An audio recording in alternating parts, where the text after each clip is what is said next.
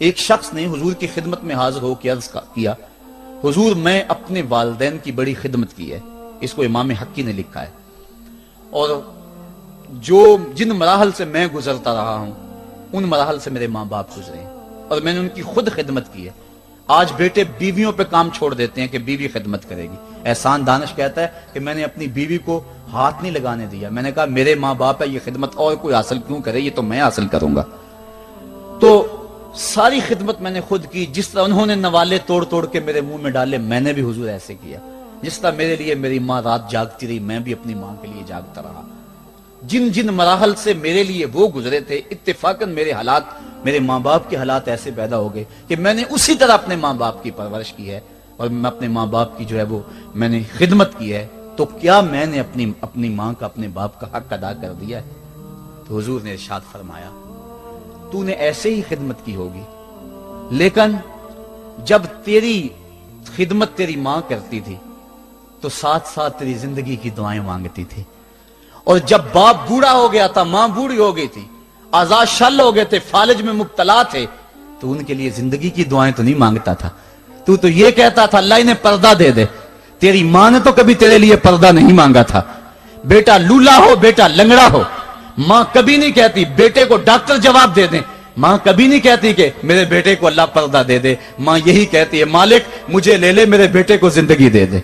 میں سب کچھ بیچ دیتی ہوں، اپنا زیور بیچ دیتی ہوں، میرے بیٹے کی صحت بچ جائے، میرے بیٹے کی زندگی بچ جائے. ماں کی موجودگی میں کوئی کہہ بھی نہیں سکتا. باپ کے لیے تو کہہ دے، ماں کے لیے تو کہہ دے بڑی تکلیف ہے تیرے باپ کو، بڑی تکلیف ہے تیری ماں کو، اللہ کرے اب پردہ ہی عطا کر دے. خود نہیں کہتا تو کسی سے یہ سن سکتا ہے بندہ، لیکن ماں سن سکتی ہے کوئی کہے اللہ تیرے بیٹے کو پردہ دے دے. تو فرمایا جب وہ تیری خدمت کرتے تھے تو وہ تیری زندگی کی دعائیں مانگتے تھے، اور جب تو خدمت کرتا تھا تیرے دل میں ان کے پردے کی آرزو تھی. فرمایا تو جتنی مرضی خدمت کی ہے، ماں کی خدمت کا بدل کیسے ہو سکتا ہے؟ تو ماں باپ کی خدمت انسان کر ہی نہیں سکتا تو پھر کیا کرے؟ عرض کرے اللہ میں تو خدمت نہیں کر سکتا، تو ان کے اوپر رحم فرما دے. ماں باپ کے لیے دعا کرے. علماء نے یہاں بیان فرمایا ماں کافر ہو تو پھر بھی دعا کرے، باپ کافر ہو تو پھر بھی دعا کرے، مومن ہو تو پھر بھی دعا کرے، گناہگار ہو پھر بھی دعا کرے، نیکوکار ہو پھر بھی دعا کرے، دعا نہ چھوڑے. حضرت ابو ہریرہ رضی اللہ تعالیٰ عنہ فرماتے ہیں میری ماں کافرہ تھی اور میں حضور کا غلام، اور ماں ہر وقت اپنی دھن میں اور میں اپنی دھن میں ہوں. حضرت ابو ہریرہ کے بھائی کوئی نہیں ہے، باپ فوت ہو گئے ہیں، بہن کوئی نہیں ہے، ابھی شادی بھی نہیں ہوئی، دنیا پہ رشتہ ہی کوئی نہیں سوائے ماں کے. گھر آتے ہیں تو ماں سے بات کرنی ہوتی ہے، جو سن کے آتے ہیں ماں سے وہ دکھ کھولنا ہوتا ہے، بات کرنی ہوتی ہے، حضور کی باتیں سنانی ہوتی ہیں. لیکن ماں ہے اتفاق سے کافرہ ہے، حضور کی بات وہ سننا گوارا نہیں کرتی. حضرت ابو ہریرہ کو اور بات آتی کوئی نہیں، وہ تو کرتے ہی حضور کی باتیں. ایک دن حضور کی بات چھیڑی، ماں کی زبان سے کوئی جملہ ایسا نکلا جو سخت تھا، گوارا نہ ہوا، چھوڑ دیا گھر کو. ماں تیری عظمت کو سلام، لیکن رسول اللہ کے مقابلے میں تیری کوئی شان نہیں ہے. گھر سے نکلے، لیکن نکلے تو پاؤں ڈگمگا رہے تھے کہ دنیا پہ ایک ہی رشتہ تھا وہ بھی جاتا رہا. چند قدم چلے تو دل میں خیال آیا سارے دکھوں کا جو مداوع کرتا ہے مصطفیٰ کی بارگاہ میں یہ دکھڑا کیوں نہ بیان کر دو. دریائے رحمت جوش میں تھا، وہ دلوں کی حالتیں بوجھ لینے والے آقا نے پوچھا ابو ہریرہ کیا ہے؟ عرض کی حضور میری ماں کی ہدایت کے لیے دعا کر دو. یہ کہا اور پھوٹ پھوٹ کے رونے لگے. حضور نے فوراً ہاتھ اٹھا دیے اور مسلم کے لفظ ہیں اللہم اہد ام ابی ہریرہ تا، اے اللہ ابو ہریرہ کی ماں کو ہدایت عطا کر دے. بس یہ بات سنی حضرت ابو ہریرہ کا چہرہ کھل اٹھا، اپنے گھر کو دوڑ لگا دی. کوئی رستے میں ملا، کہا ابو ہریرہ اتنی تیز تو تم کبھی نہیں دوڑتے تھے، آج کیا ہوا؟ اتنی تیز تیز کیوں دوڑ رہے ہو؟ کہا آج ہی تو دیکھنا چاہتا ہوں کہ گھر پہلے میں پہنچتا ہوں یا میرے آقا کی دعا پہلے پہنچتی ہے. حضرت ابو ہریرہ فرماتے ہیں جب میں گھر پہنچا تو دروازہ بند تھا. میں نے دستک دی، اندر سے آواز آئی بیٹا ٹھہرو میں آتی ہوں. کہا اس لہجے کو جان گیا، اس میں محمد کی بولی بول رہی ہے. کہا تھوڑی دیر کے بعد میری ماں آئی، تازہ غسل کی وجہ سے اس کے بالوں سے پانی کے قطرے ٹپک رہے تھے، اور میری ماں زنجیر کھول رہی تھی، اس کے لبوں پہ شہادت کا کلمہ جاری تھا. تو والدین کے لیے مغفرت کی دعا کرتے رہیں، والدین کی بخشش کی دعا کرتے رہیں. والدین جب دنیا پہ ہوتے ہیں تو اللہ کی رحمت کا گھنا سایہ ہوتے ہیں، لیکن جب دنیا سے چلے جاتے ہیں ان کی قبر سے بھی فیض ملتا ہے اور سکون اور طمانینت ملتی ہے. والدین فوت ہو جائیں تو ان کے حق ختم نہیں ہو جاتے، بلکہ حدیث میں آتا ہے 4 حق ایسے ہیں والدین کے جو مرنے کے بعد بھی اولاد کے ذمہ باقی رہتے ہیں۔ الصلاۃ، ان کے اوپر نماز جنازہ پڑھی جائے۔ دوسرا حق الاستغفار لہم، ان کے لیے بخشش کی دعا کرتے رہی جائے، مسلسل دعا کی جائے بخشش کی ان کے لیے۔ اور ایک روایت میں نے پڑھا ہے اگر کوئی بندہ اس کے والدین حالت ناراضگی میں فوت ہو گئے، والدین ناراض تھے، موقع نہ مل سکا منانے کا اور والدین فوت ہو گئے، تو حدیث میں آتا ہے کہ وہ کثرت کے ساتھ، ایک تو اپنی خالہ کے ساتھ، ماں اگر فوت ہوئی ہے تو باپ ہوئی ہے تو باپ کے بھائیوں کے ساتھ اس نے سلوک کرے، باپ خوش ہوگا۔ دوسرا کثرت کے ساتھ اپنے والد کے لیے استغفار، والدہ کے لیے استغفار کرتا رہے۔ جب کثرت سے استغفار ہوتا رہے گا تو اس کے والدین راضی ہوں گے، اللہ اس کے گناہ کو معاف فرما دے گا۔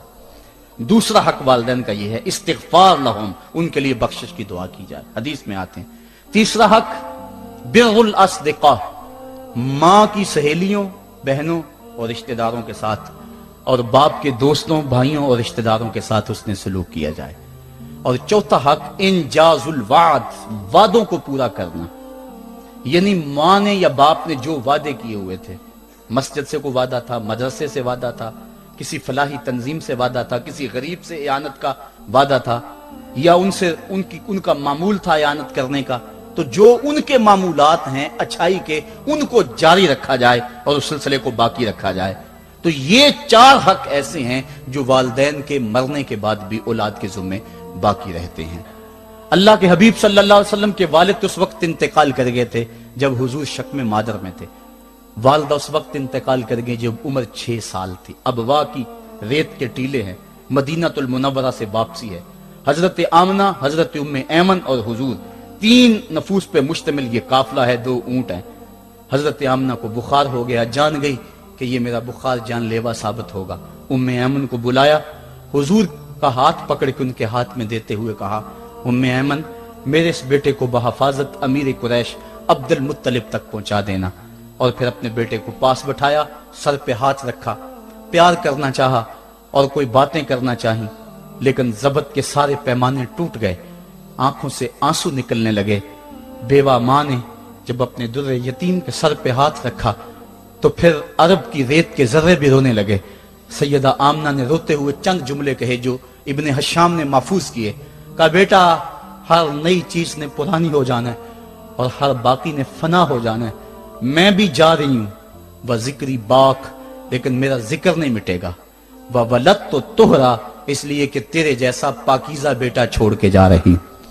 جن ماؤں کے بیٹے اتنے اچھے ہوں ان ماؤں کا تذکرہ نہیں مٹا کرتا۔ یہ جملے کہے، اس کے بعد حضرت آمنہ نے آنکھیں بند کر لیں۔ حضور علیہ الصلوۃ والسلام اپنی ماں کے جسد پہ پھوٹ پھوٹ کے روئے، ریت کے ٹیلے میں ماں کی تدفین کی، اوپر مٹی انڈھیل دی، آنسوں کا چھڑکاؤ کیا۔ آج ہو بھی کیا سکتا تھا، مدینہ تو رسول میں حضور کی والدہ فوت ہوتی تو آقا کریم کے لیے، ماں کے لیے کتنے صحابہ جنازے میں آتے، کتنے لوگوں کا ہجوم ہوتا، جنت سے فرشتے بھی پھول لے کر آتے، لیکن آج نہ کوئی جنازے میں شامل ہے۔ وہ کیا کسی نے کہا تجھے کن پھولوں سے ہم کفن دیں، تو جدا ہی ایسے موسموں میں ہوا جب درختوں کے ہاتھ پھولوں سے خالی تھے۔ حضور آنسوؤں کا چھڑکاؤ کیا اور ام ایمن کے ساتھ چمٹ کے بیٹھ گئے، اور حضرت ام ایمن نے جناب عبد المطلب تک پہنچایا، اور 8 سال کی عمر تھی کہ عبد المطلب رضی اللہ تعالیٰ عنہ کا بھی انتقال ہو گیا۔ ابن حشام نے لکھا ہے جب امیر قریش کا جنازہ اٹھا تو پورا مکہ امڈ آیا، اور ایک بچہ تھا جس کی عمر 8 سال ہوگی، وہ کبھی اس دیوار سے لگ کے روتا تھا، کبھی اس دیوار کے ساتھ لگ کے روتا تھا۔ پھر شاب ابی طالب کی سختیاں بھی جھیلی، عام الحزن کا غم بھی کاٹا، طائف کے بازاروں میں پتھر بھی کھائے، پتے کھا کھا کے بھی گزر اوقات ہوا، مکے کے بازاروں میں اوجریاں بھی ڈالی جاتی رہیں، کھدے ہوئے گڑوں کا سامنا بھی کیا، بچھے ہوئے کانٹوں سے بھی گزرنا پڑا۔ لیکن آج وہ وقت ہے کہ اللہ نے حکم صادر کر دیا، پتھر مارنے والے سن لیں، کانٹے بچھانے والے سن لیں، راہ میں گڑے کھودنے والے سن لیں، میرے نبی کی آواز سے اب تو آواز بھی اونچی نہ ہونے پائے۔ عمر کا سرمایہ ضائع کر دوں گا، تمہارے نامہ اعمال میں ایک نیکی بھی نہیں رہے گی۔ اگر نبی سے ملنا چاہتے ہو ڈائریکٹ نہ آ جاؤ، پہلے گھر جاؤ، پھر کوئی چیز لو، پھر بازار جاؤ، کوئی فقیر ڈھونڈو، اس کو صدقہ کرو، پھر میرے نبی کی چوکھٹ پہ آؤ، تمہیں پتا چلے کس چوکھٹ پہ آ رہے ہیں۔ ادب کے ضابطے سکھائے، خبردار नबी के दरवाजे पे ऊंची आवाजें ना लगाना, बल्कि नबी की चौखट पे आके बैठ जाओ। नबी अपनी मर्जी से आए तो अपने दिल की हाजत कह लो। कुरान उतर चुका है, अदब की आयतें नाज़िल हो चुकी हैं। आका करीम घर से निकले, सहाबा अदब से खड़े हो गए। हुजूर की नजर पीछे पलट के 6 साल की उम्र में अबवा की रेत के टीलों में गर्दिश करने लगी। और फिर आका ने रोते रोते फरमाया, काश आज मेरी माँ जिंदा होती और मैं लोगों को नमाज शाब पढ़ा रहा होता और उसमें सूरा फातिहा की तिलावत कर रहा होता। फिर मेरी माँ को मेरे साथ कोई काम याद आ जाता। मेरी माँ दरवाजे की चिलमन को सरका के कहती, इब्नी मोहम्मद, मेरे बेटे मोहम्मद मेरी बात सुनो। फरमाया, लोगों मैं अपनी नमाज तोड़ के पहले माँ की बात को सुन लेता। ये माँ है जिसकी मोहब्बत को मुस्तफा करीम ने भी महसूस किया है। ऊंची मसनदों पे बैठने का वो मजा नहीं जो माँ के कदमों में बैठने का मजा है। और वो क्या कहा था खुर्शीद गिलानी ने, वो कहता है कि 5 स्टार होटलों में खाना खाने में वो लुत्फ कहां जो चूल्हे पे पास बैठ के माँ के हाथों से पकी हुई चपातियां खाने में मजा है। और आली जनाब हजरत साहब और आला और भारी और भरकम लफ्ज सुनने में और गार्ड ऑफ ऑनर का मुआयना करने में वो लज्जत कहां है जो माँ के ओए बबलू कहने के अंदर रखा गया है। माँ जब बोलती है तो उसके लहजे में जिब्रील बोलता है। माँ जब मुस्करा के देख लेती है तो लगता है जन्नत की सारी कलियां खिल उठी हैं। एक शख्स ने सेने हरम में अपनी माँ को अपने कंधों पे सवार करा के तवाफ करवाया और फिर हुजूर की खिदमत के पास में हाजिर हुआ। अर्ज की, हुजूर मैंने क्या अपनी माँ का हक अदा कर दिया है? कहा, तू तो उसकी एक मुस्कुराहट का बदल नहीं दे सका। माँ के बेअदब हाथ जोड़ के माँ से माफी मांग ले, बाप के गुस्ताख हाथ जोड़ के बाप से माफी मांग ले। ये सरमाया जिंदगी में नहीं मिलेगा। अमूमन कदर नेमत ज़वाले नेमत के बाद होती है। आओ माँ बाप की कदर को पहचाने और अल्लाह की रहमतों को लूटें। अल्लामा इकबाल की जब वालदा फौत हुई तो वो फूट फूट के रोए।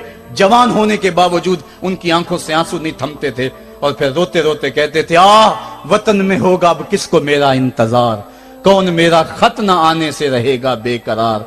आरज़ू लेके तेरी खाक के तुरबत पे आऊंगा, अब दुआए नीम शब में किसको मैं याद आऊंगा। कौन पिछले पहर उठ के दुआ करेगा, माँ ही दुआ करती है। माँ के जब हाथ उठ जाते हैं तो इजाबत के सारे दरवाजे खुल जाते हैं। माँ जब बोलती है और दुआ के लिए हाथ उठा देती है, अल्लाह रहमत के सारे दरवाजे खोल देता है और करीब आके माँ की फरियाद को सुनता है।